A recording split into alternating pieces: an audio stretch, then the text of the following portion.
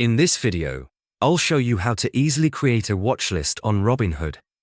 This is especially useful if you want to organize different stocks into categories, like ETFs stocks, international stocks, dividend stocks, or any other group you want to keep an eye on.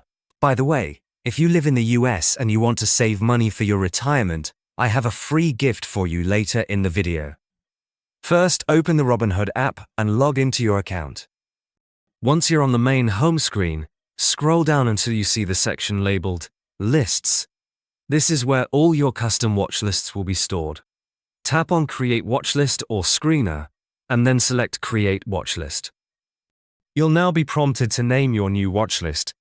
For example, you can name it Tech if you plan to track technology companies. After typing in the name, tap Create to confirm. Now that your watchlist has been created, you can start adding stocks to it. Tap on Find Stocks and use the search bar to look up any company you want to include. When you find a stock you'd like to add, simply tap on it and then tap the plus icon to add it to your newly created watchlist. You can repeat this process for as many stocks as you'd like, building a customized list that helps you track specific sectors or strategies all in one place.